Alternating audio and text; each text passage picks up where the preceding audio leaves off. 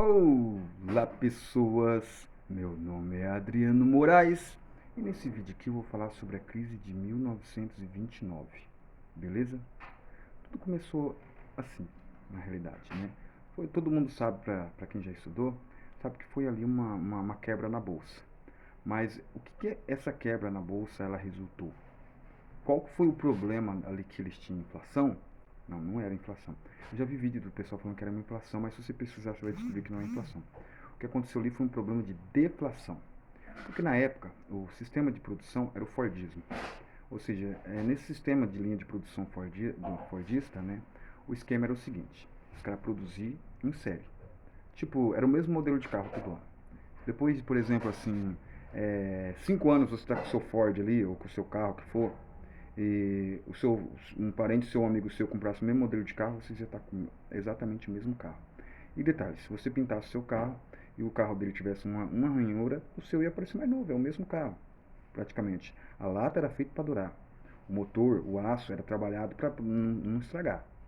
Era uma situação, era pouca manutenção. Praticamente era engraxar e era praticamente o serviço do cara era engraxar e mexer com pneu. Só isso, né? Aquilo ali durava muitos anos. Isso gerou uma crise muito grande. Os empresários já tinham percebido que eles tinham falido. Por que eles tinham falido? Imagina você viver numa sociedade que a geladeira e a TV não estraga. Nada estraga. Tudo que é produzido por muitos anos. Que gerou? Chegou um ponto que as pessoas que tinham condições de comprar o produto já tinham o produto. E como eles faziam em série, né? Como assim em série? Um atrás do outro, assim, ó. E eles estocavam aquilo ali. Porque no começo daquilo, imagina carro, essas coisas, moto ou o que for. No começo eles iam estocando aquilo ali, né? Iam estocando era um paredão assim com um carro em cima do outro, tipo um prédio assim, ó. Vinha a máquina, pegava, puxava, era desse jeito. O que acontecia? Eles iam estocando. Praticamente tirando um monte. Só que daí o que acontece? Se as pessoas pararam de comprar e você está com um estoque muito grande de mercadoria, o que você vai fazer? Baixar o preço. Daí a moeda começou a ganhar valor. Ganhava valor cada vez mais. Daí a população parou de gastar. Se a população parou de gastar, as empresas pararam de ganhar dinheiro. E o que gerou, no meio de tudo isso aí? Gerou uma crise daquela cabulosa, uma empresa atrás da outra. Quando a crise de 29 estourou, ele falou, ó, estourou a bolsa, não vale mais nada. Um monte de gente se matou. Porque rico é assim, né? Rico, principalmente pessoa que nasceu no berço de ouro. Entendeu? Se ele descobre que se ele empobrecer do nada, né, há uma tendência de ele se matar. Que nem aconteceu na época quando o Collor congelou o dinheiro de todo mundo, né? As pessoas que tinham muito dinheiro no banco, muitas delas se matou, se suicidou, porque o dinheiro sumiu, entendeu? Elas se viram ali na lona. É essa a questão. E em 29 aconteceu por quê? Porque eles foram vender as ações não valiam mais nada, porque a empresa não vendia.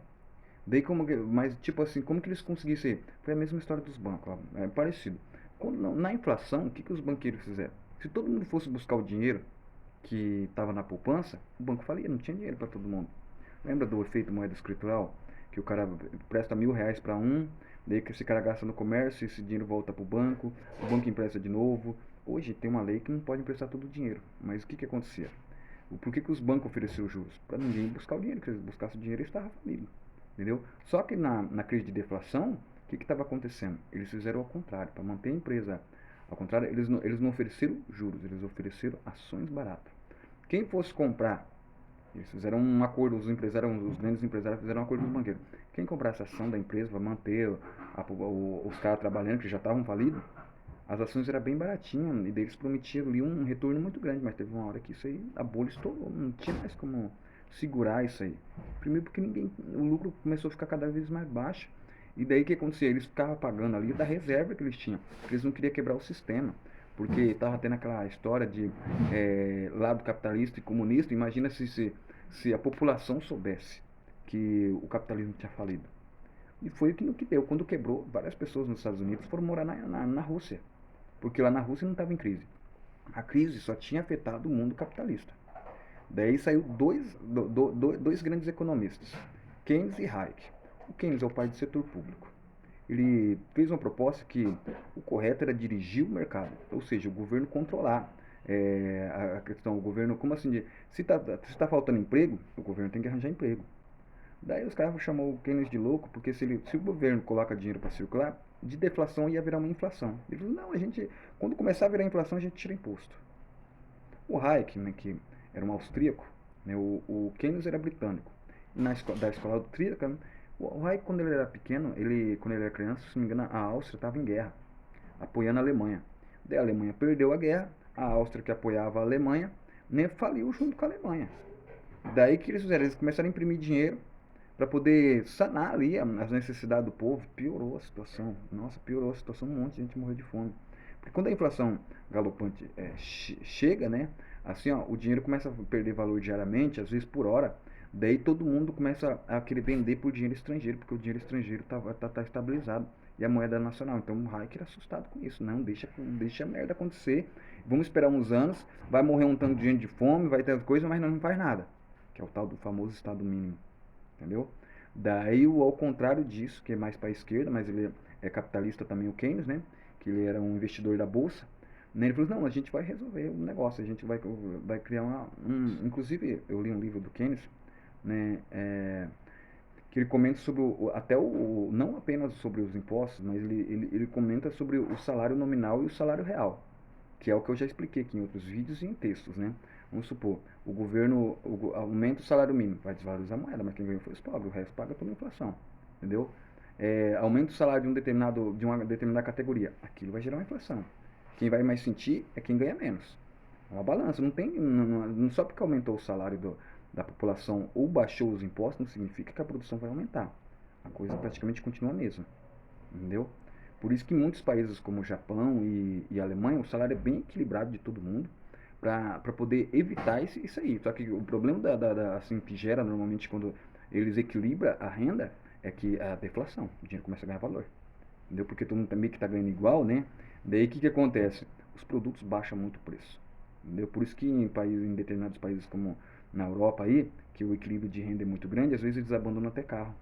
Por quê? O carro saiu fora de linha e todo mundo está equilibrado. A indústria está oferecendo um preço, às vezes, às vezes não, que está no orçamento de praticamente todo mundo. Entende? Uns anos atrás, um carro aí que custava 40 poucos mil reais no Brasil, custava 3 mil euros na Alemanha. O salário mínimo na Alemanha era 900 euros. Compreende o negócio assim? Daí aqui no Brasil o salário mínimo era 900 e poucos reais, mas o carro era 44 mil. Não sei se você está vendo a diferença. Lá na Alemanha, o equilíbrio de renda, ou vende para todo mundo ou não vende para ninguém. Entendeu? Espero que vocês tenham entendido. Né? O vídeo já está ficando meio comprido. E essa é uma noção da crise de 1929 que muito professor não conta, né? Ou não sabe. Compreende? Beleza? Falou.